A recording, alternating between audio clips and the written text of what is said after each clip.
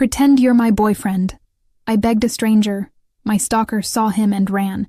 That's when I knew I'd asked the Mafia boss. The scent of sugar and yeast clung to me, a familiar comfort as I locked the bakery door.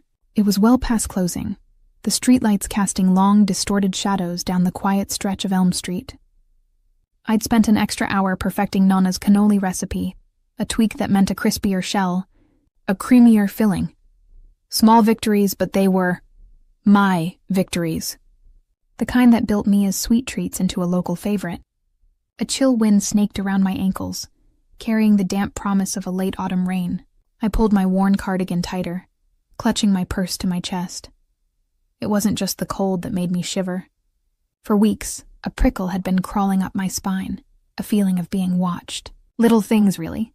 The same black sedan parked down the block every afternoon, a shadow slipping around the corner whenever I glanced up from my mixer, a feeling that solidified into something concrete, something menacing. 2 days ago when I found a single red rose, its stem snapped, tucked into the bakery's mail slot. My pace quickened. I just wanted to get home, light a candle, and sink into a warm bath. My apartment was only a few blocks away, a cozy haven above the bakery itself. Usually the walk was a tranquil end to a long day, but tonight, every rustle of leaves sounded like footsteps behind me. Every glint of light off a parked car felt like a watchful eye. I turned down the narrow alley that served as a shortcut, a poorly lit stretch between the bakery and the main street. It was faster, and on any other night, I wouldn't have thought twice. But tonight, the shadows felt deeper, hungrier. The brick walls on either side seemed to close in, muffling the distant city hum, leaving only the sound of my own quickening breath. My heart thrummed in anxious rhythm against my ribs. Then I saw him. He stepped out from behind a overflowing dumpster, a hulking silhouette that blotted out the faint light from the street lamp at the alley's far end. He'd been there before, lurking, a ghost at the periphery of my vision. But now he was real, solid, blocking my path. His face was obscured by the dim light and the brim of a baseball cap pulled low, but I could feel the intensity of his stare, heavy and possessive, even from across the grimy expanse of the alley. My feet froze. A scream caught in my throat, tangled with the fear that was suddenly a cold knot in my stomach. This wasn't a casual stalker anymore. This was a trap. "Mia," he rumbled, his voice gravelly, like stones grinding together. It was the first time I'd heard him speak, and the sound was worse than any shadow. It filled the narrow space, stealing the air. "Thought you could ignore me, did you?" I stumbled back a step, bumping hard against the brick wall behind me. The rough surface scraped my hand, but I didn't feel it. All I felt was the raw, paralyzing fear that had finally caught up. My eyes darted around, desperate for an escape. No other way out. No one else around. Just him and the looming threat he embodied. My gaze snapped past him, searching, pleading for an out. That's when I saw him. He was leaning against the opposite brick wall, barely visible in the deeper shadows, tucked away like he was waiting for someone, or nothing at all. He wasn't looking at me, or the stalker. His head was tilted slightly, as if listening to something only he could hear. Taller than the hulking figure blocking my way, broader, his posture radiating a silent, dangerous authority that made the alley feel even smaller. He wore a dark, impeccably tailored suit that seemed to drink the meager light, turning him into a stark, imposing presence. He looked utterly out of place, an expensive sculpture in a forgotten corner. My mind, usually so practical and grounded, scrambled for anything, any flimsy shield against the terror bearing down on me. I didn't think. I reacted, driven by pure instinct, by the desperate need to survive. "Pretend you're my boyfriend," I blurted out, my voice thin and reedy, cracking with the effort of pushing the words past the fear. My gaze, wide and pleading, locked onto the stranger. He was my last, impossible hope. The words hung in the stale alley air, shockingly loud in the sudden silence. My stalker paused, his heavy form still blocking my exit, but his head tilted, acknowledging the unexpected presence. His shoulders tensed, a flicker of uncertainty crossing his previously unwavering menace. The stranger shifted his weight, slowly, deliberately. His head lifted, and then, His eyes. Oh, God. His eyes. They were obsidian pools, so dark they seemed to absorb all light.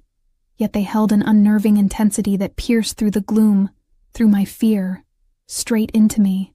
They weren't angry or surprised. They were calculating, like he was assessing a problem, or a potential meal. He pushed off the wall, his movement fluid, silent, predatory. 2 long strides brought him out of the deepest shadow and into the sliver of light from the street lamp. That's when I saw him clearly. Sharp angles defined his face, a powerful jawline, a straight nose, lips that were thin and utterly unyielding. There was an old scar, almost invisible, just above his left eyebrow, a tiny imperfection on a face that otherwise looked carved from something hard and unforgiving. His dark hair was swept back from his forehead, revealing a severity that sent a fresh wave of unease through me. He exuded an aura of lethal competence, a quiet power that eclipsed the brute force of my stalker. He didn't speak. He just took one more slow step, his gaze never leaving my stalker. It was a silent challenge, a promise of violence that didn't need words. My stalker's body language changed dramatically. The hulking menace deflated, shrinking under that unwavering gaze. His shoulders hunched, his chin retreated.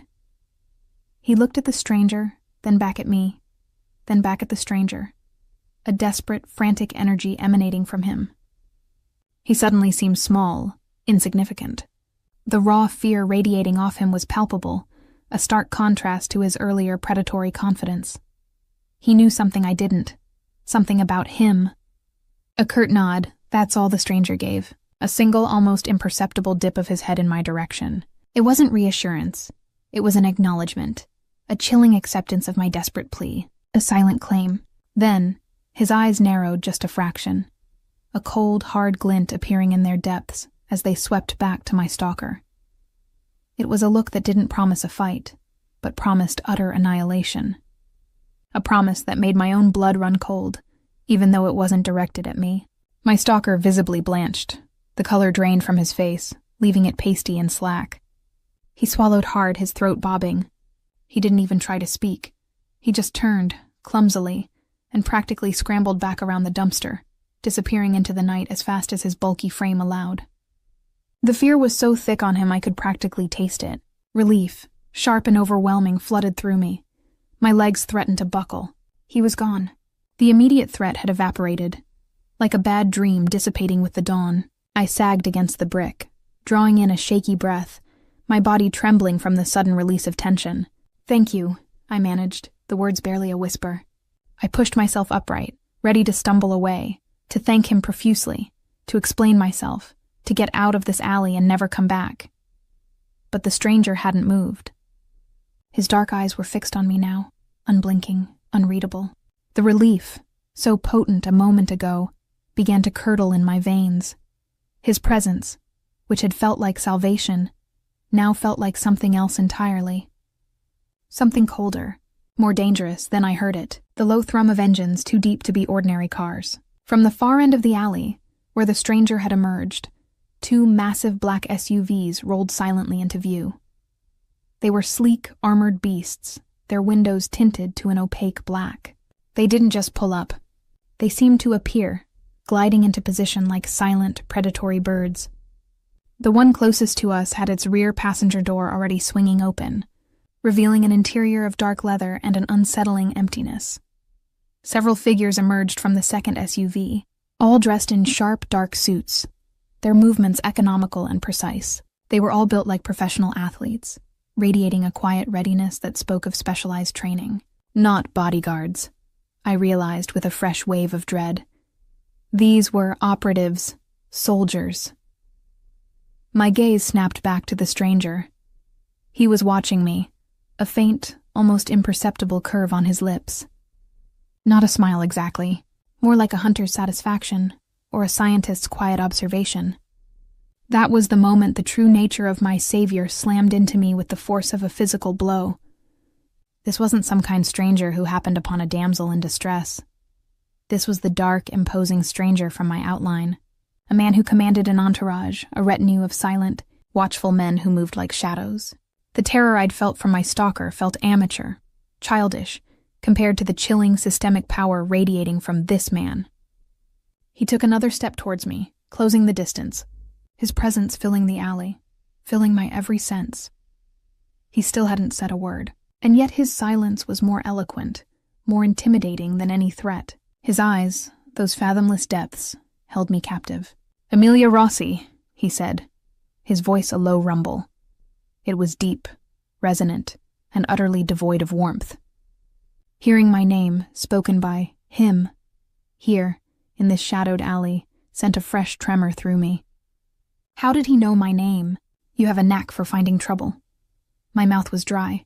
I couldn't respond. The simple comfort of my bakery, the mundane worries of flour and sugar, seemed like a lifetime ago. This man wasn't just not ordinary. He was something far beyond anything I'd ever encountered. He was the kind of danger that didn't lurk in shadows, but owned them. One of his men, a burly figure with a grim expression, stepped forward.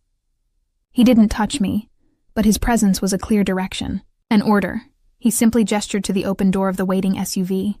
My breath hitched. My bakery, my apartment, my entire life, just a few blocks away, felt like it was slipping through my fingers. My fear of losing control, of being a burden, flared into a hot, desperate protest. I couldn't just go. I looked at Alessio, my gaze pleading, questioning. He gave me nothing back, no explanation, no reassurance, just that same unblinking stare, those dark, calculating eyes. I can't, I whispered, my voice thick with unshed tears and a burgeoning sense of panic. My bakery, my apartment is right there.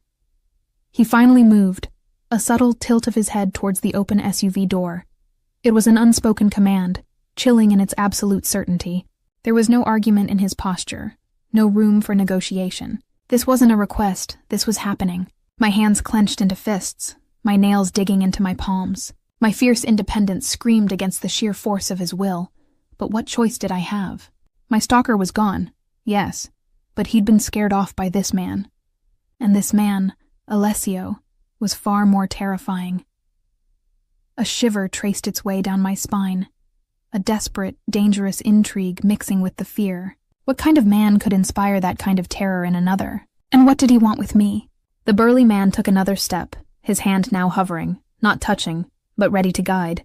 It was an unspoken threat, gentle but firm. I couldn't fight these men.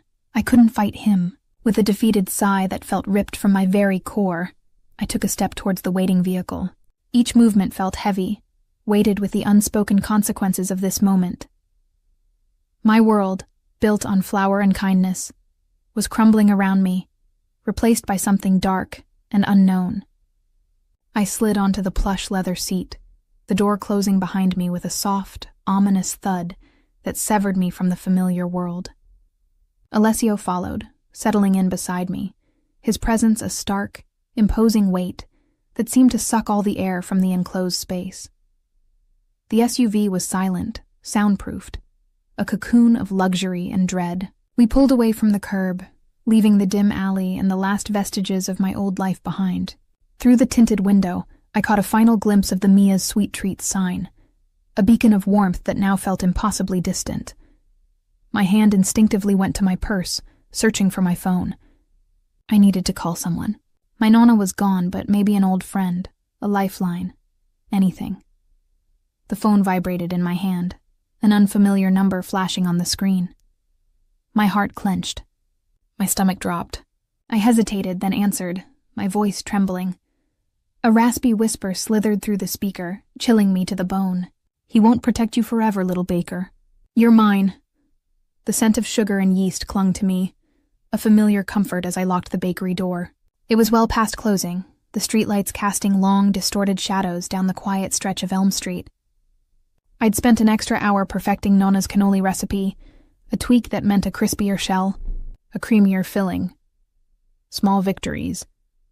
But they were my victories, the kind that built Mia's Sweet Treats into a local favorite. I valued every penny, every honest hour, a direct echo of Nonna's fierce independence that had been forged in the hard fires of her own financial struggles after Nonno's sudden passing. I refused to ever be a burden, ever dependent on anyone.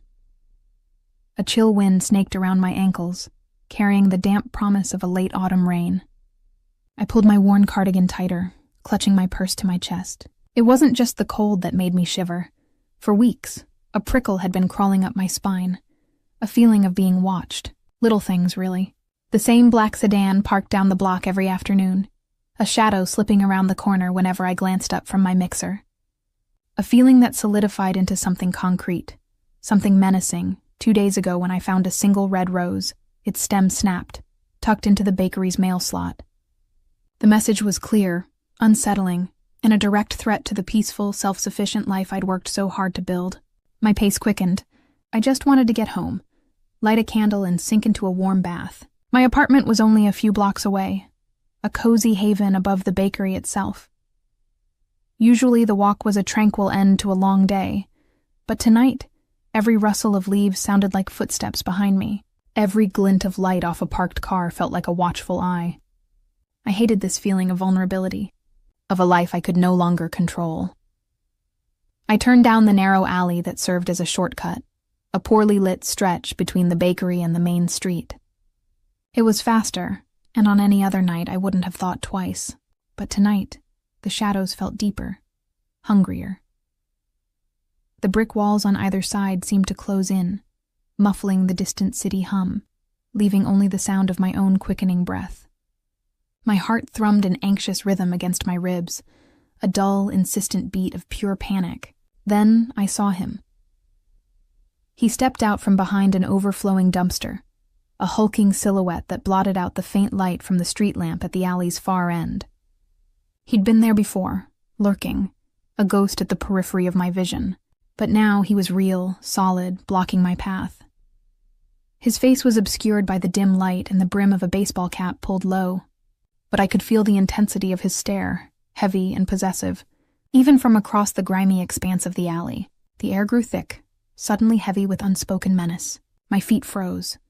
A scream caught in my throat, tangled with the fear that was suddenly a cold knot in my stomach, threatening to make me vomit. This wasn't a casual stalker anymore. This was a trap. This was what Nona always warned me about. The moment you lost your footing, lost control. "Mia," he rumbled, his voice gravelly, like stones grinding together. It was the first time I'd heard him speak, and the sound was worse than any shadow. It filled the narrow space, stealing the air, making it difficult to breathe. "Thought you could ignore me, did you?" There was a sickening satisfaction in his tone, a sense of triumph that made my skin crawl. I stumbled back a step, bumping hard against the brick wall behind me. The rough surface scraped my hand, but I didn't feel it. All I felt was the raw, paralyzing fear that had finally caught up, a cold, suffocating blanket. My eyes darted around, desperate for an escape. No other way out, no one else around, just him, and the looming threat he embodied. A faint metallic smell, probably rotting trash, filled my nostrils, intensifying the nausea. Alessio, without a word, has his men guide Amelia into his imposing black SUV, leaving her bakery and her old life behind. Her phone rings. It's an unknown number. A raspy whisper. "He won't protect you forever, little baker. You're mine." The raspy whisper in my ear was a phantom chill, cutting through the plush silence of the SUV. "He won't protect you forever, little baker. You're mine." My hand, still holding the phone, dropped into my lap as if scalded.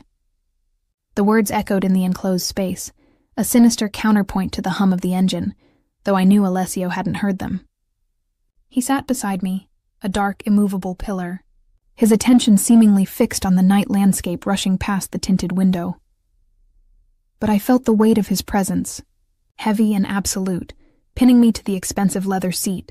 My mind reeled, trying to process the chilling threat against the bewildering reality of my situation. Who was that?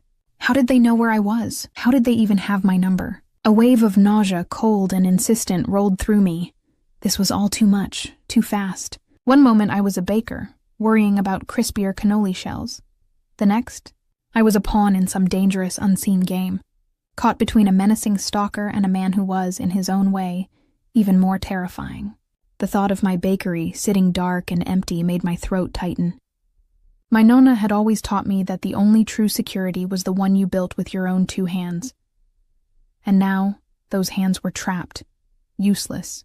The city lights, once so comforting, began to thin, replaced by stretches of deeper darkness, occasionally punctuated by the distant glow of street lamps. We drove for what felt like an eternity, the silence in the car oppressive. I risked a glance at Alessio. His profile was stark, unforgiving, illuminated briefly by the passing lights. There was a tension in the rigid set of his shoulders, a slight furrow between his brows that hinted at a burden I couldn't comprehend. He wasn't just a powerful man. He was a man constantly at war, even in repose. A flicker of something, not sympathy, but a wary curiosity, began to prick at the edges of my fear. What was his world like? What kind of man lived like this? Eventually the SUV slowed, turning off the main road onto a long, winding private drive. Towering iron gates, elaborate and formidable, loomed ahead, their spikes gleaming faintly under the moonlight. They were a statement, not just of wealth, but of absolute security. The SUV paused, a silent, unseen signal given, and the heavy gates swung inward with a low groan, revealing a meticulously manicured landscape.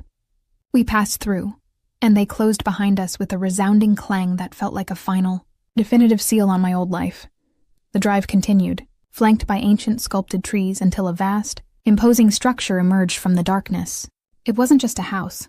It was a fortress, a grand monolithic edifice of stone and glass that seemed to swallow the moonlight. Light spilled from countless windows, illuminating vast terraces and intricate architectural details. It was opulent, beautiful even, in a cold, unyielding way. A gilded cage indeed, my breath caught. This wasn't just a new location. It was a new world, completely alien to the cozy comfort of my apartment above the bakery. The SUV glided to a stop beneath a grand portico, its tires crunching softly on the gravel.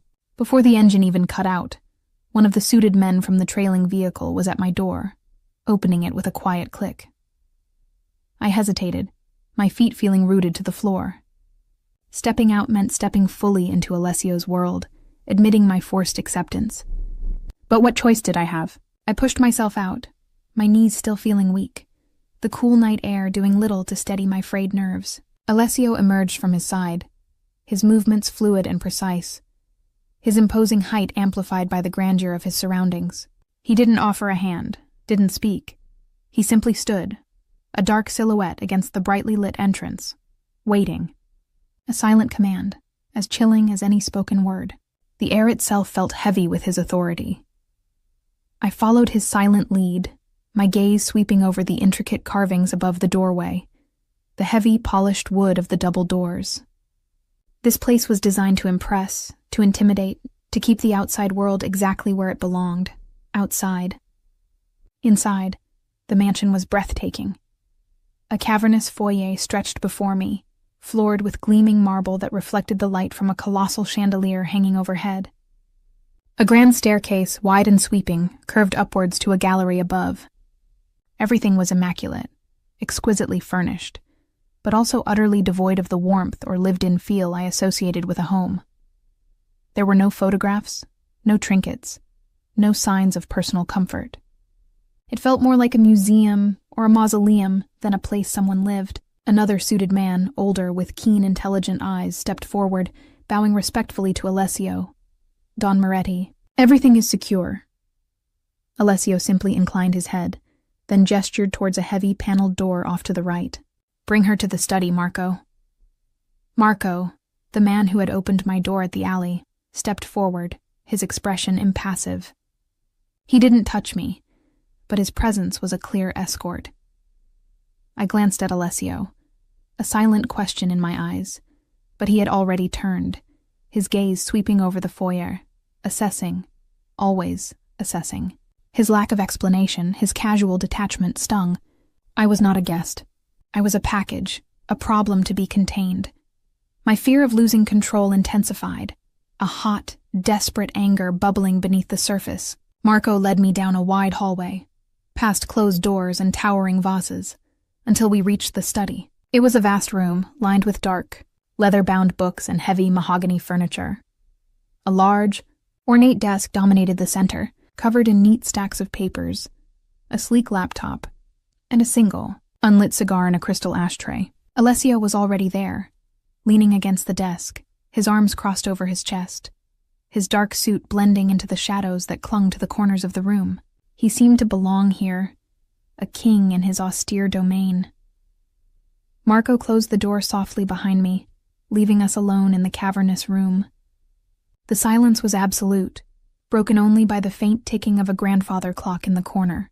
I stood awkwardly in the center of the plush rug, feeling small and utterly out of place. My worn cardigan and practical sneakers felt like an insult to the room's elegant severity. "Sit," Alessio commanded, his voice deep, resonating. He didn't point, didn't move, but the direction was clear. He gestured towards one of 2 leather armchairs positioned opposite the desk. I bristled. My nonna would have smacked me for such rudeness, but I was tired, afraid, and outnumbered. I walked to the chair and sank into its soft depths, my back ramrod straight, my hands clasped tightly in my lap. Alessio pushed himself off the desk, walking around it to settle into the large, high-backed chair behind it. His movements were unhurried, deliberate, radiating a quiet power. He steepled his fingers, his eyes dark as polished onyx fixed on me. "You have questions. It wasn't a question, but a statement of fact." "Too many to count," I retorted, my voice surprisingly steady, despite the tremor in my hands. Starting with, who was that man? Why was he stalking me? And why am I here? My bakery needs me, I have customers. I have a life. The words tumbled out, fueled by my indignation and a desperate need to reclaim some semblance of control. My livelihood, the legacy of my nonna, was everything to me. He watched me, unblinking. "The man who was harassing you," he began, his voice calm, even, "is named Victor Marino. He was a disgruntled former employee of a construction company, one with distant but dangerous ties to the Moretti organization. He was fired for gross misconduct and threatened to make someone pay. He chose you. Why me?" I asked, confusion warring with the terror. "I don't even know him. I run a bakery. What could I possibly have to do with him or your organization? You had a small but publicly noticeable interaction with my nephew a few months ago. He bought a cake from your shop for his daughter's birthday." Alessio paused, his gaze assessing. "Marino saw it. He decided you were a convenient, vulnerable connection to my family, a way to send a message. He thought if he could make you fear him, make you disappear, it would send a warning, embarrass me. So, he wasn't just obsessed with me," I whispered, a strange mix of relief and renewed fear washing over me. Relief that it wasn't some deeply personal, twisted obsession, but fear that I was merely a pawn in a larger, much more dangerous game. "He was using me to get to you?" "Precisely," Alessio confirmed, a muscle ticking in his jaw. "He underestimated me, and he grossly underestimated the extent of his own danger. Marino wasn't acting alone. He was being manipulated by a rival faction, the Viper, who saw an opportunity to exploit a loose end. They've been trying to destabilize my operations for months." My head swam. Viper? Faction? This was so far beyond anything I could have imagined. My quiet, sugar-dusted world felt like it had been violently ripped apart. "My bakery," I said, the words a desperate plea. Is it closed? What about my customers?" "For now, yes," Alessio stated, his tone brooking no argument. "It's a necessary precaution. The Viper faction knows of your connection to me now. They will target you and anyone associated with you to get to me. You are safer here. Your staff has been temporarily dismissed, with full pay, of course. Your landlord has been compensated for the duration, and a security detail is monitoring the property." Full pay? Compensated? My mind reeled. The idea of my bakery, my livelihood, being closed, even temporarily, twisted my stomach into a hard knot. My nonna's face flashed in my mind, her warnings about debt, about dependence. This was exactly what I feared most. Losing control, being at the mercy of others. "I can't just not work," I protested, my voice rising. "I have bills, I have responsibilities. My independence—" "Your independence is precisely why you are a target, Amelia," Alessio cut in, his voice sharper now, a hint of steel beneath the calm. "They see it as a vulnerability, something they can exploit to wound me. Here, you are protected. You are safe." "Safe?" I scoffed, pushing myself to my feet. My hands curled into tight fists. I'm a prisoner! I'm trapped here. My life shut down.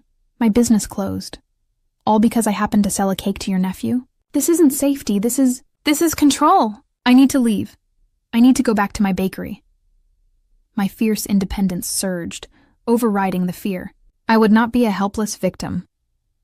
Alessio leaned back in his chair, watching my outburst with a strange, almost amused intensity. His eyes held a flash of something I couldn't quite decipher. A recognition, perhaps, or a grudging respect. He found my stubbornness both infuriating and undeniably captivating, a direct challenge to his authority that strangely excited him. He didn't try to calm me, didn't try to stop me. He just watched. I need to go, I repeated, my voice trembling with suppressed fury and panic. I walked towards the heavy study door, grabbing the ornate brass handle. It didn't budge. I tried again, twisting, pulling, but it was locked. A fresh wave of dread washed over me. I turned, my gaze accusatory. It's locked. Of course, Alessio said, his voice devoid of emotion. You are under my protection, and my protection is absolute.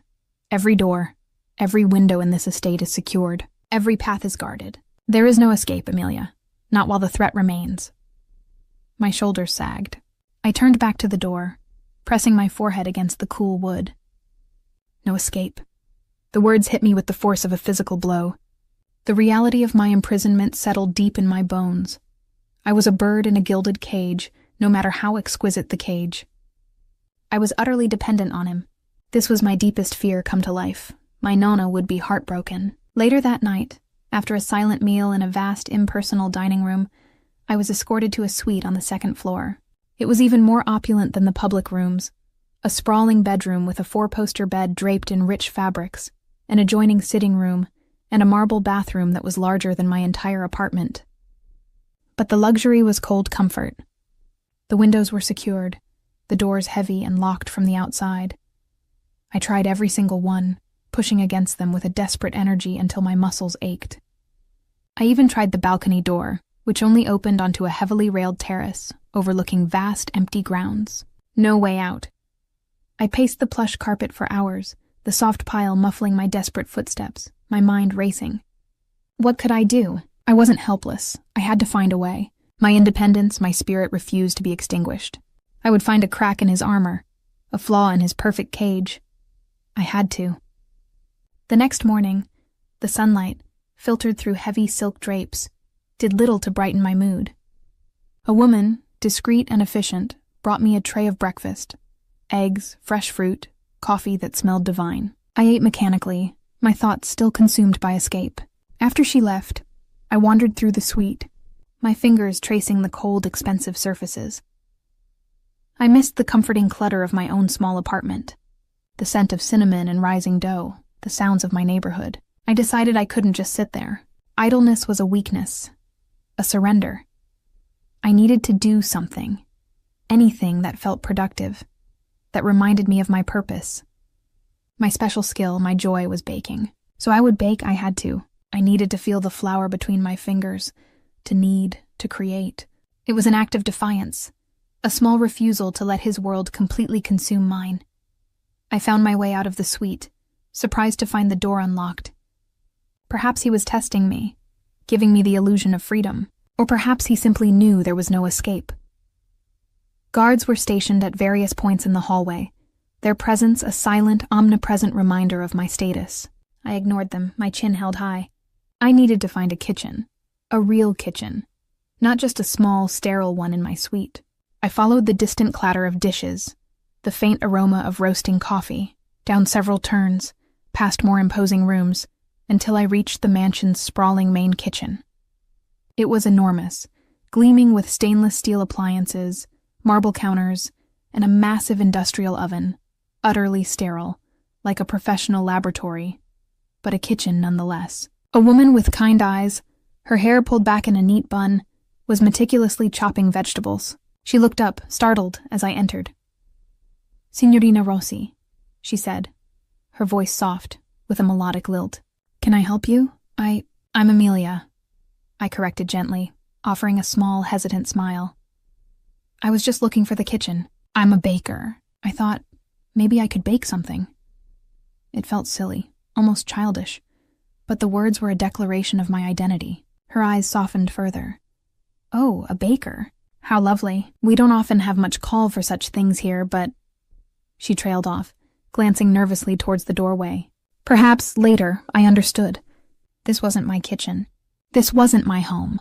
This was his, and his rules, even unspoken, governed every corner. My shoulders slumped slightly, but I refused to give up. Do you have flour? Sugar? Eggs? I pressed, my tone insistent. Even just a little? I can make do with anything. Just then, Alessio walked in. He was dressed in a crisp white shirt, the sleeves rolled up to reveal muscled forearms, and dark trousers. He looked formidable even in casual attire. His gaze swept over me, then the housekeeper, then back to me, those dark eyes assessing. He hadn't made a sound. I hadn't heard him approach. Emilia, he said, his voice calm, but with an underlying authority that made the air crackle. What are you doing down here? My defiance hardened. I'm trying to bake, I stated, meeting his gaze directly. It's what I do. It's who I am. I can't just sit around and do nothing. I waited for him to forbid it, to dismiss my simple plea as frivolous. He studied me for a long moment, a faint, unreadable expression on his face. He watched my firm stance, the stubborn set of my jaw, the glint of challenge in my eyes. It wasn't just my words, but my entire posture that declared my refusal to be a helpless victim. He found my stubbornness intriguing, a refreshing anomaly in his controlled world. Maria, he addressed the housekeeper. Do we have the necessary ingredients for baking? Maria, flustered, nodded. Yes, Don Moretti. We always keep the pantry well stocked. Then provide Emilia with whatever she needs, he instructed, his gaze still on me, and ensure she has privacy. He turned to leave, but paused at the doorway, looking back. During a terse dinner where Alessio tries to extract information about her life, a sudden distant explosion rattles the mansion. Alessio immediately clamps down, his face a mask of cold fury, leaving Emilia isolated and terrified as he barks orders, revealing the constant, simmering danger of his world. The dinner had been a taut, silent affair in the vast echoing dining room. Alessio sat at the head of a mahogany table long enough to seat 20, while I was placed halfway down, feeling like a single wilting flower in an empty field. He'd asked about my life, my bakery, my routine, his questions clipped and precise, devoid of genuine interest, more like an interrogation. I answered with short, clipped sentences, wary of revealing too much, of giving him any more leverage. I kept thinking about the raspy voice on the phone, the chilling promise. You're mine. How could I possibly explain that to this man who saw me only as a problem to solve, a possession to secure? We were on our second course, a delicate fish dish I barely tasted when it hit. Not a small sound, but a guttural boom that shuddered through the very foundations of the mansion. The antique silverware on the table danced, clattering against the china. A crystal decanter swayed, threatening to topple. My chair scraped back as I involuntarily jumped to my feet, my heart leaping into my throat.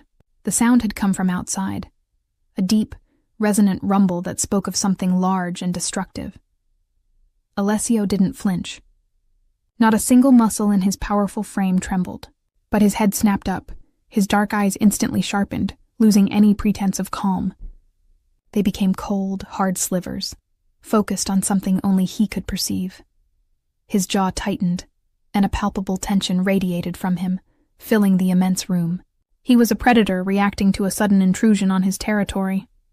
My earlier terror, the fear I'd been suppressing since the alley, returned with a suffocating vengeance. This was his world, and this was its brutal, constant reality. Stay here, he commanded, his voice a low growl, utterly devoid of the measured calm he usually employed. It was an order, pure and unyielding. Then he was gone, a blur of dark suit disappearing from the dining room as swiftly as a shadow. Footsteps pounded in the hallway. Shouts, terse and rapid, echoed from deeper within the mansion. The distant explosion had ripped through the facade of opulent tranquility, revealing the constant, simmering danger of Alessio's life. I stood alone, isolated and terrified.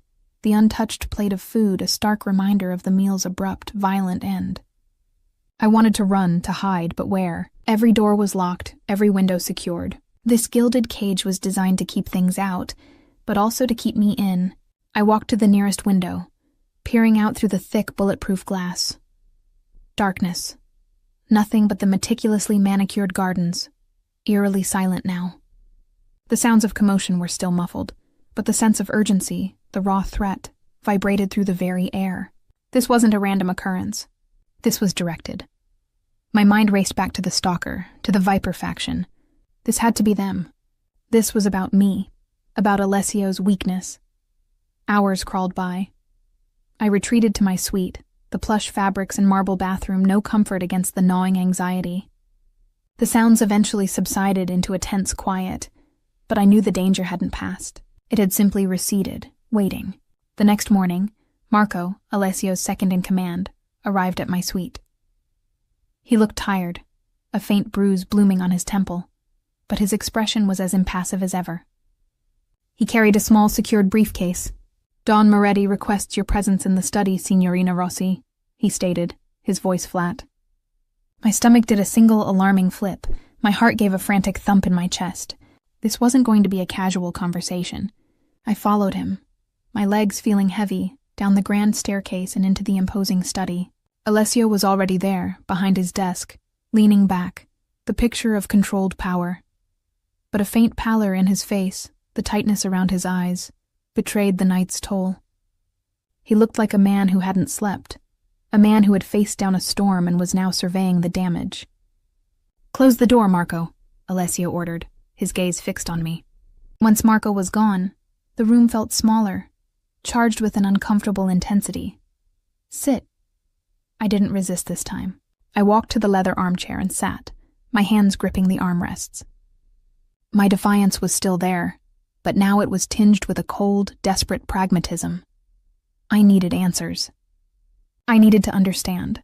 "The explosion last night," Alessio began, his voice low and gravelly, "was a warning, a targeted attack on an outbuilding on the far perimeter of the estate. No one was hurt, but the message was clear." "The Viper faction?" I asked, my voice barely a whisper. He inclined his head, a curt confirmation. "They are testing our defenses, trying to provoke a reaction, and they know you are here. They believe you are my weakness, a vulnerable point they can exploit." A cold dread seeped into my bones. How do they know I'm here?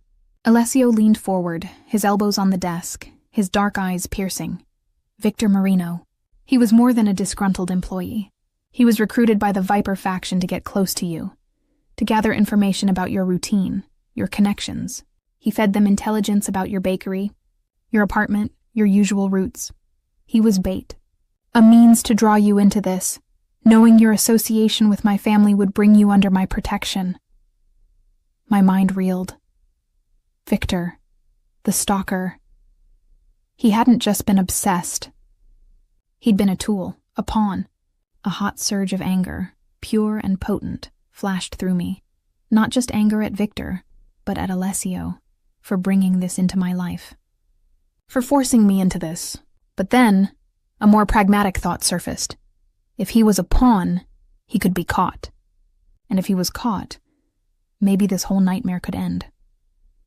So, he was supposed to lead them to me, and me to you, I clarified, trying to piece together the pieces of this horrifying puzzle. And now they know I'm here, they're using me as leverage. Is he still out there? He is, and he is a valuable source of information for them. Alessio confirmed, his gaze unwavering. He knows things about my family, about my movements, which makes him both a target and a liability. And my bakery? I pressed, the question a desperate plea for a shred of normalcy. My friends? My family? Nonna was gone, but I had friends, a community. What if they were next? My fierce independence transformed, shifting from a shield for myself to a fierce determination to protect those I cared about. Your bakery is still closed. Your staff and landlord are safe. Your closest friend, Sofia Romano, has been discreetly monitored, as have your other known associates, Alessio stated, his tone flat. For now, they are unaware of the true extent of the situation. They are being protected, but their continued safety depends on your cooperation. My cooperation. The words hung in the air, a heavy weight. I hated it. I hated feeling helpless, dependent. But the thought of Sophia, kind, bubbly Sophia, being caught in this, being hurt because of me. No, I wouldn't allow it. My fear for myself transmuted into a searing protectiveness. What kind of cooperation? I asked, my voice firmer than I expected. My chin lifted. I wouldn't be a pawn, I would be a player. Alessio regarded me for a long moment, a flicker of something unreadable in his dark eyes. A grudging acknowledgement, perhaps. You have an unusual perspective, Emilia. An outside perspective. You see things differently. Things my men, accustomed to this life, might overlook. He shifted, picking up a pen from his desk, idly turning it between his fingers. We need to understand their strategy, their movements. The Viper faction operates differently than traditional families. They are more opportunistic. They exploited Marino's resentment. They're looking for weaknesses, for unconventional angles. And you think I can help with that? I scoffed, a bitter laugh escaping my lips. I bake pastries. I don't analyze crime families. You observe, he countered, his voice steady. You picked up on Marino's surveillance for weeks, even if you didn't understand its true nature. You noticed the black sedan, the shadows. You have a keen eye for detail, and you are a stranger in this world, which means you are not bound by its expectations or blind spots. His words struck a chord. I did notice things. Small things, the way a customer's eyes darted when they thought no one was watching. The subtle shifts in body language. Nonna always said I had eyes like a hawk child, don't miss a trick. This was my skill, my quiet superpower. It was a lifeline. It was a way to regain some control. Okay, I said, my decision made. It was a bitter pill to swallow, this forced cooperation. But it was for Sophia, for my bakery, for my own eventual freedom. What do you want me to do? He outlined his expectations. I was to remain within the estate, but I was allowed to move more freely, observe his staff, his operations. Listen, he would not give me access to sensitive information directly, but he wouldn't stop me from observing, from piecing things together. It was a bizarre arrangement, but it was a path forward. Over the next few days, I became a ghost in the mansion. I moved through the opulent halls, my presence tolerated by the guards, who had clearly been given orders. I spent time in the kitchen, baking again, the familiar rhythm of kneading dough a small comfort, a defiant act. Maria, the kind housekeeper, would occasionally engage me in hushed conversation, her words offering glimpses into the complex web of staff loyalties and routines. She spoke of the Don's long hours, the constant threats, the weight he carried. I started to see Alessio not just as my captor, but as a man burdened by an immense, dangerous legacy. My observational skills, honed by years of watching people interact in my bakery, came alive. I watched the guards, noticing their shift changes, their subtle hand signals, the way they held themselves. I learned their names: Marco, the stoic leader; Enzo, younger, quick to laugh; Dante, quiet, watchful. I paid attention to the phone calls that came into the kitchen, the hushed conversations the staff had. I even saw documents Alessio's personal assistant, Isabella, left on a side table in the study during brief absences, catching glimpses of maps, names, coded abbreviations. I didn't actively snoop, not really. I just observed. It was during one of these observation sessions, a casual wander near a small, rarely used office down a back corridor, that I heard a fragment of a conversation. Two guards. Enzo and Dante were speaking in low tones, their voices muffled by the heavy door. Tracked the burner phone, Enzo whispered, his voice tight with concern. It was Sophia's regular number. They pinged it. Dante's reply was grim. Damn it, Don Moretti is going to be furious. She made contact. My blood ran cold. Sophia, my phone call. I'd made it 2 days ago, a desperate attempt to reassure her when I'd found an unmonitored landline in the staff lounge. I'd used vague terms, told her I was on a working retreat, promised I'd be back soon. I'd thought I was being clever, discreet. But I'd been stupid, naive. The Viper faction had used my momentary lapse to track my closest friend. My heart pounded, a heavy, sickening thud. This was my fault. I rushed back to my suite, my mind in a panic. I had to tell Alessio. I had to protect Sophia. My fear for myself was completely overshadowed by a primal need to shield my friend. This wasn't just about my bakery anymore. It was about the lives of those I loved. I found Alessio in his study late that night. He was still at his desk, bathed in the soft glow of a single lamp, a stack of papers before him. He looked up as I burst in, his expression unreadable, but I saw the fatigue etched around his eyes. "Sophia," I gasped, out of breath. "They know. The Viper, they tracked my call. They know about Sophia." His composure, usually so absolute, cracked. A flash of pure, unadulterated fury crossed his face, a terrifying primal rage that made the air vibrate. His fist clenched on the desk, the sound a sharp crack that echoed in the quiet room. His dark eyes, usually so controlled, blazed with a dangerous fire. "You contacted her?" he asked, his voice low, deceptively calm, but laced with a lethal undertone that promised severe consequences. "I had to," I pleaded, stepping closer, my voice thick with desperation. I didn't know they would track her. I just wanted to reassure her." He pushed himself up, coming around the desk, his presence overwhelming. He stopped directly in front of me, his shadow swallowing me whole. "You put her in danger, Amelia. You jeopardized her safety for a moment of naive sentiment." His words were like ice, sharp and cutting, but beneath the anger, I saw something else, something raw and protective. It was a possessiveness that extended not just to me, but to anyone he deemed under his protection. A blurring of the lines between safeguarding his interests and safeguarding those I held dear. "I know," I whispered, shame and fear mixing in my throat. "I'm sorry, but we have to protect her. Please. She has nothing to do with this." He stared at me, his gaze intense, assessing. The fury still simmered, but it was now directed outward, towards the unseen threat. "My men are already moving to secure her," he stated, his voice tight. "But this complicates things. It tells them her value to you, and therefore to me." He watched me then, a long, searching look. "Your concern for your friend, it is admirable, Amelia, but this is not a game of sentiment. This is war." He paused, then, "What else have you seen? What else have you heard?" I swallowed, the weight of responsibility pressing down on me.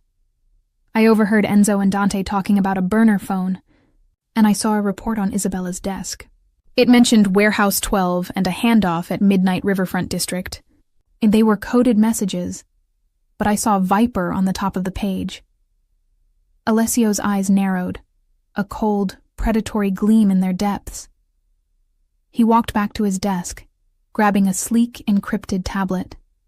He barked orders into it in rapid, hushed Italian, his voice like flint. He glanced at me, a flicker of something new in his gaze. He was listening. He was relying on my outside perspective. My heart did not hammer, but it pulsed with a frantic rhythm. A few days later, a palpable tension settled over the estate.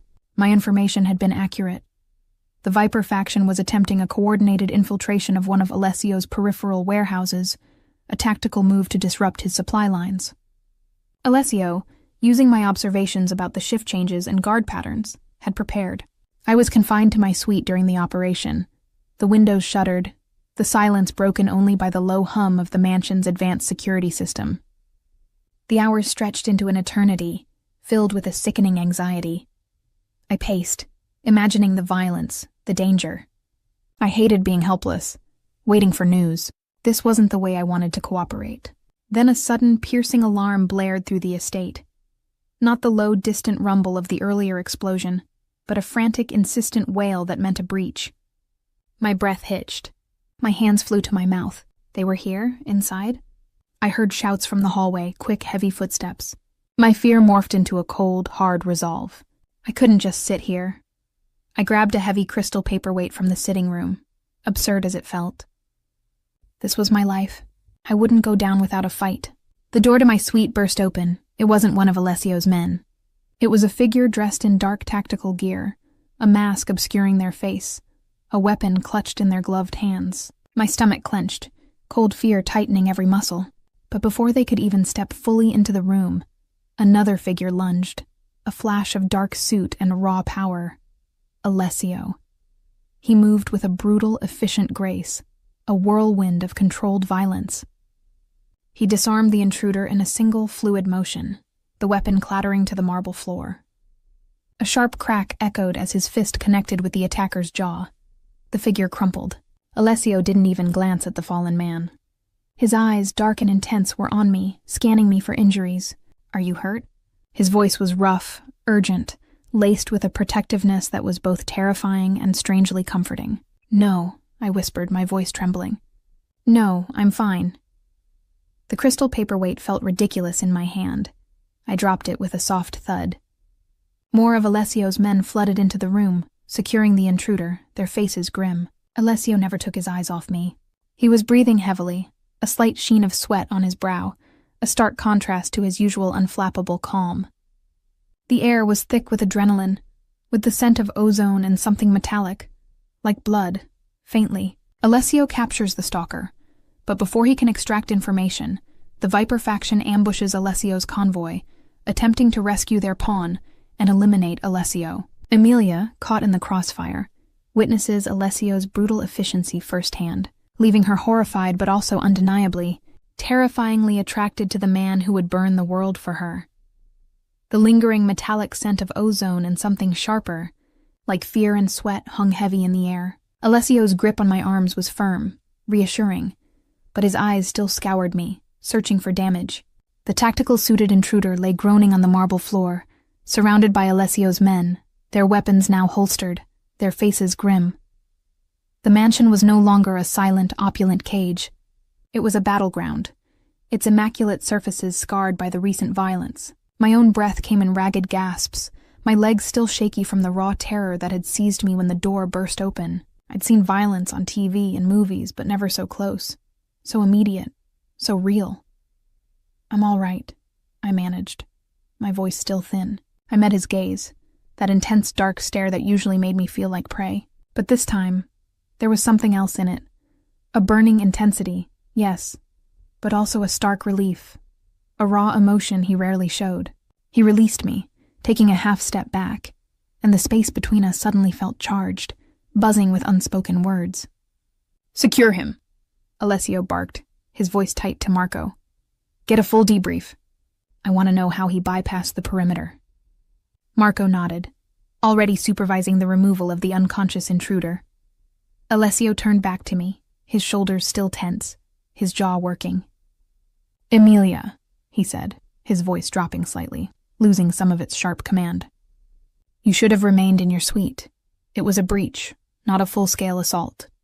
My men had it under control. I bristled. "Under control? Someone nearly got into my room.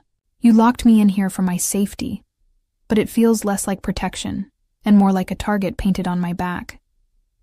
My voice held a tremor, but the anger was real, pushing past the fear. I hated being helpless, waiting for others to fight my battles. What happened? Why was the alarm triggered inside? He studied me, a muscle ticking in his jaw. The explosion at the perimeter was a diversion. This was an infiltration attempt. A single operative, designed to create chaos, perhaps to open an internal door for others, or to extract you. He paused, his eyes narrowing slightly. "It seems your observation skills are more than a hobby, Emilia. Your earlier information about the warehouse operation was precise. We were able to repel that attack successfully, but this was bolder." "The Stalker?" I asked, my mind still reeling. "Victor Marino? Was that him?" Alessio shook his head. "No. Marino was captured earlier this evening, at the Riverfront District, just as you indicated. He was meeting with a contact, attempting to exchange information for safe passage out of the city." His lips thinned into a grim line.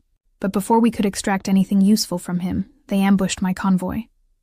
A fresh wave of dread washed over me.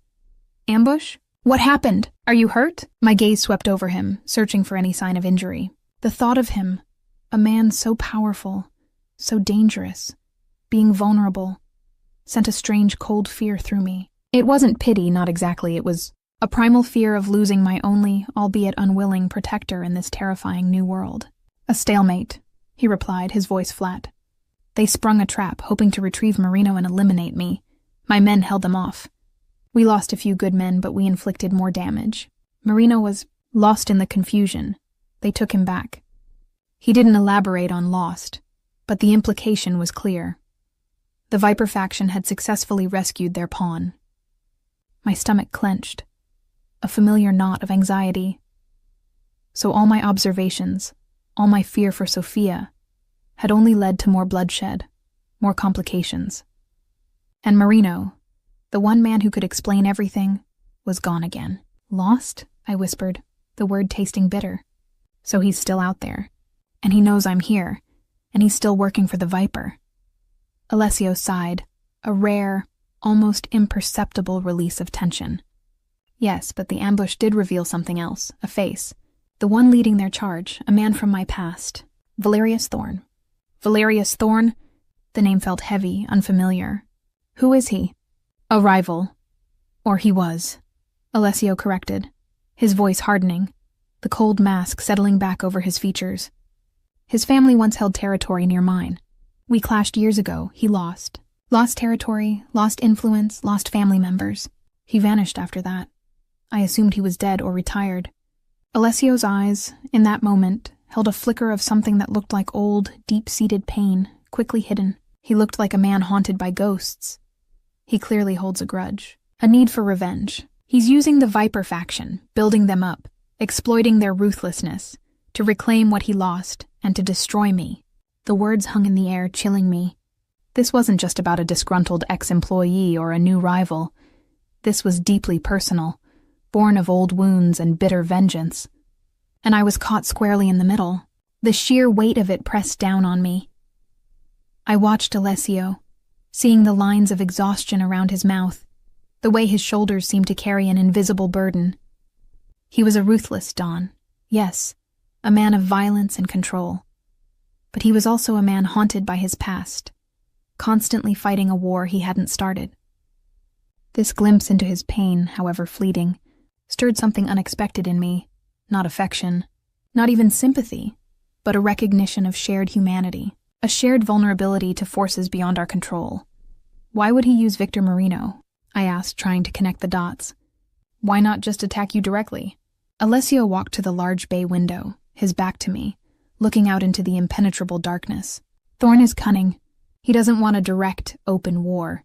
That draws too much attention. He wants to dismantle me from the inside, exploit perceived weaknesses.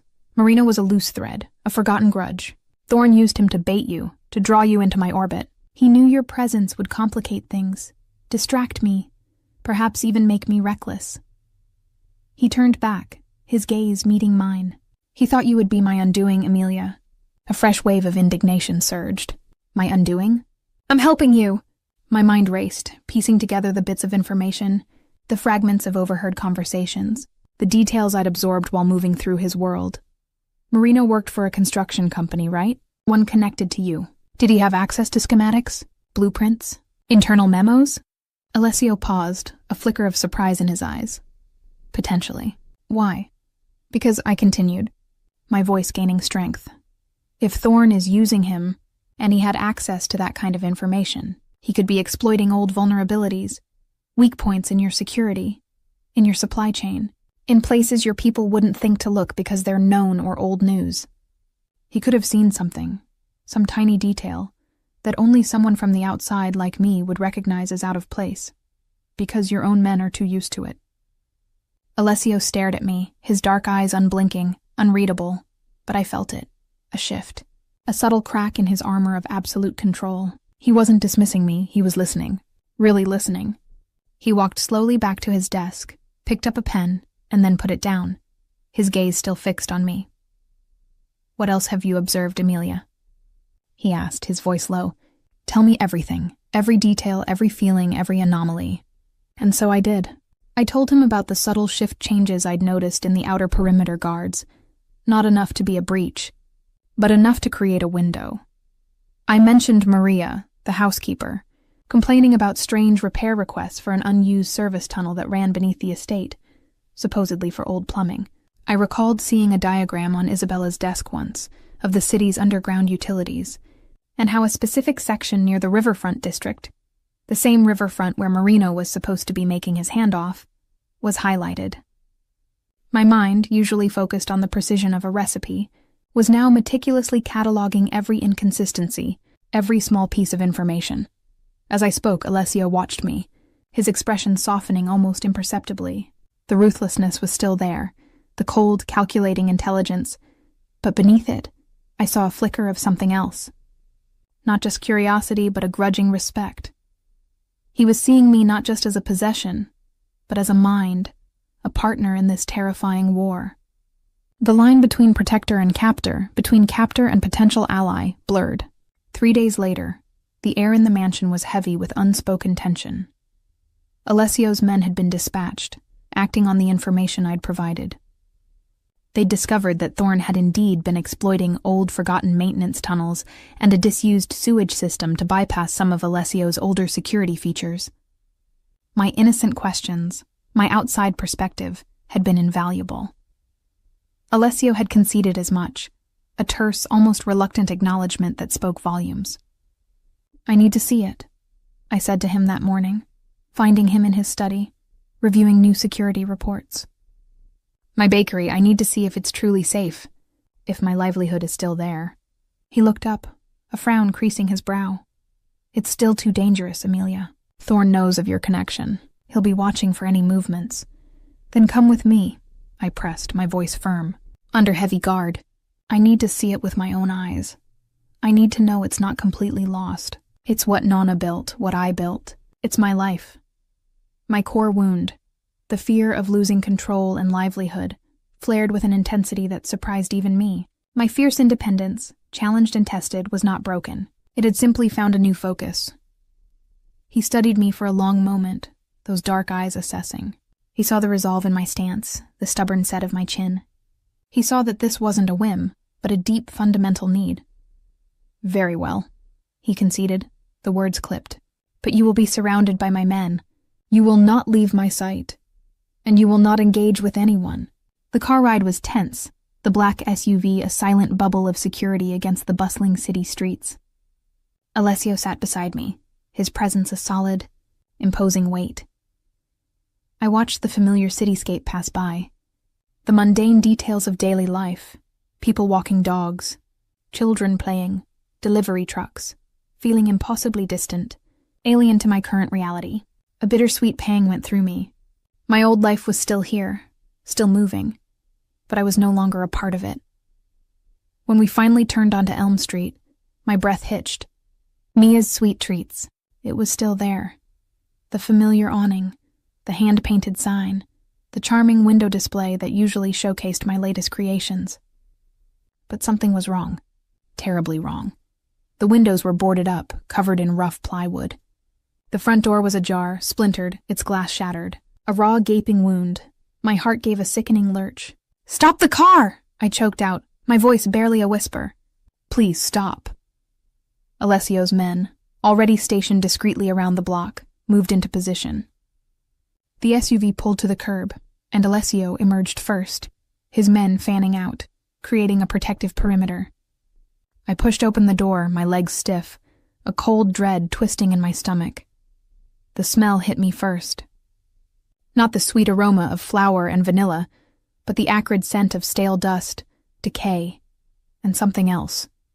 Malicious, I walked towards the door, my footsteps heavy. Alessio, a silent, imposing shadow behind me.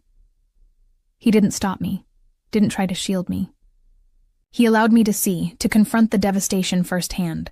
The bakery was ransacked, tables overturned, display cases smashed, their delicate glass glittering like dangerous shards on the floor.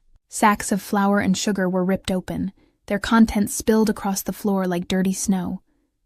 My beloved mixers, my ovens, dented and vandalized. Even Nonna's antique rolling pin, usually displayed proudly on a shelf, was snapped in two. It wasn't just destruction. It was a violation, a deliberate act of malice designed to shatter my spirit.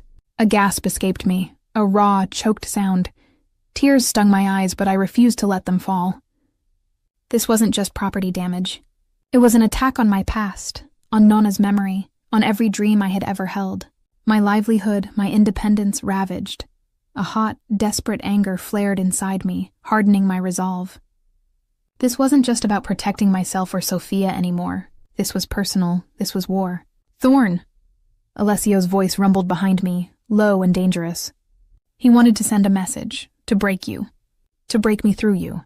I turned to face him, my eyes burning, the pain twisting my stomach into a hard knot, but my jaw set with an unfamiliar steel.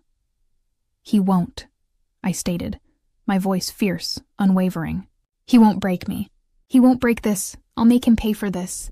I looked at the devastation around me, then back at Alessio, a new understanding dawning. This wasn't just his fight. It was mine too. My fear of losing control, of being a helpless burden, had shifted. I now wanted to fight, to reclaim what was mine, and to take down the man who had dared to touch it. Alessio saw it, the transformation, the defiant glint in my eyes, the set of my jaw. He saw that I was no longer just a pawn, but a force hardened by fire. Back at the mansion, the air between us was different, less tense, more aligned. We were still navigating the complexities of his dangerous world, but now I was actively navigating it with him. He started including me in conversations with his lieutenants, not just as a silent observer, but as someone whose input he valued. He'd lay out scenarios, strategies, and then, almost casually, ask for my outside perspective. He listened intently, processing my unconventional insights, applying them to his brutal, pragmatic reality. That night, after a long day of reviewing reports and discussing potential vulnerabilities with Alessio and his men, exhaustion pulled at me. We were still in his study, the papers scattered across his imposing desk, the heavy scent of old books and leather filling the room. He had dismissed his men, leaving just the two of us. He looked tired, the shadows under his eyes deeper than usual.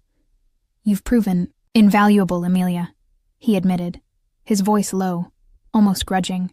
He leaned back in his chair, his dark eyes fixed on me. "Your mind, it sees things mine cannot. You challenge my assumptions." My heart didn't hammer, but a slow, warm thrum began in my chest. This wasn't just an acknowledgement of my utility. It was a recognition of me, of my intelligence, my unique way of seeing the world. It was a bridge between our disparate lives, built on shared danger and newfound respect. I met his gaze, no longer afraid, but intrigued, drawn in by the raw honesty in his eyes. "You've protected me, Alessio," I confessed, the words quiet, unexpected even to myself. "Even when I fought against it.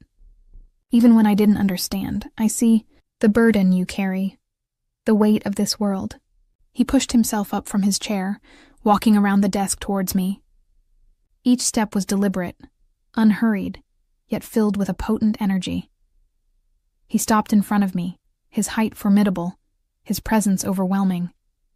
The scent of him, faint but undeniably present, was a rich, dark spice, subtle and compelling, hinting at secrets and power. I allowed myself to breathe it in, a dangerous indulgence. He reached out, his hand slowly rising to cup my cheek. His touch was warm, rough, yet surprisingly gentle. A shiver, not of fear, but of anticipation, traced its way down my spine. His thumb stroked my skin, a feather-light touch that sent sparks through me. His dark eyes searched mine, no longer calculating, but raw, vulnerable, mirroring the hidden longing I had sometimes glimpsed. "Emilia," he murmured, his voice a low rumble, laced with an emotion I couldn't quite name, but that resonated deep within me. "You are a light in a world of shadows. And I am a man who has lived too long in the dark." My fingers, almost of their own accord, reached up, tracing the hard line of his jaw, feeling the slight stubble beneath my touch. His vulnerability, his admission was a key, unlocking something in me I hadn't known existed. This wasn't about ownership or control anymore. It was about something far deeper, far more complex. It was about connection, forged in the crucible of chaos. He leaned in slowly, giving me every opportunity to pull away. But I didn't. I leaned into him, hungry for the touch, for the honesty. His lips, firm and unyielding, met mine, gently at first, a soft exploration, a hesitant question. Then, as I responded, as my own desperate need surged, the kiss deepened, becoming urgent, consuming. It was a kiss that tasted of danger and longing, of unspoken truths and buried vulnerabilities. His hand slid from my cheek, trailing down my neck, finding the curve of my waist, pulling me closer until there was no space left between us, my body pressed against the hard planes of his. His other hand threaded into my hair, tilting my head, deepening the angle of the kiss, drawing a soft moan from my throat. This wasn't a casual embrace. This was a surrender, mutual and profound. My hands found purchase on his broad shoulders, clinging to him as the world tilted. Every touch, every kiss, was an affirmation of a bond forged not in innocence, but in fire, in fear, and in the terrifying, undeniable truth that we belonged together. Two broken pieces fitting against each other in the dark. It was a language spoken not in words, but in desperate breaths, in the meeting of skin, in the joining of souls that had found solace in unexpected places. The danger outside still raged, but for this moment in his arms, there was only this, only us. The next morning, the aftermath of our passionate night hung in the air, a silent, intimate secret. The world outside Alessio's estate still clamored with threats, but I faced it with a new resolve, a new purpose. My connection with Alessio, deepened and solidified, fueled me. We were partners, not just intellectually, but in every sense of the word. I found Alessio already in his study, poring over a stack of documents. He glanced up as I entered, a ghost of a smile touching his lips, a warmth in his dark eyes I hadn't seen before. "There are new reports," he said, his voice even, but with an underlying tension. "The Viper faction has been unusually quiet since the ambush. Too quiet." I walked to the desk, peering over his shoulder at the papers. My eyes scanned the terse, coded messages, the jumbled names and locations. My brain, now accustomed to sifting through his world's complexities, quickly identified one document. A transcribed intercept from a low-level Viper operative, filled with seemingly innocuous details about upcoming public events. Most of it looked like generic chatter, dismissed by Alessio's analysts as filler. But my gaze snagged on a phrase: "The Falcon's Roost next Tuesday, for the annual charitable gala, a mandatory appearance." And below it, a series of seemingly random numbers and letters. 37K9, North Balcony Access. My mind flashed back to my catering days. The Falcon's Roost. I'd catered the gala there a few years ago. It was a massive, historic building, known for its intricate layout, multiple entry points, and notoriously difficult security to navigate without intimate knowledge of the structure. And the North Balcony Access, it wasn't an obvious entry point, not one that would be on any standard blueprint. It was a little-known service entrance, barely used, leading to an old storage area behind the grand ballroom's balcony, a perfect blind spot. My heart pounded, a frantic rhythm against my ribs. A mandatory appearance for Alessio, a subtle, overlooked detail about a specific, vulnerable entry point. Amelia, deciphering a coded message found by Alessio's men, which only her innocent perspective could see, realizes the Viper leader plans to attack during a specific public event Alessio is mandated to attend. She confronts Alessio with her discovery, but he dismisses her, believing it a trap. Distraught, Amelia decides she must act on her own to prevent further bloodshed, knowing she's directly defying him.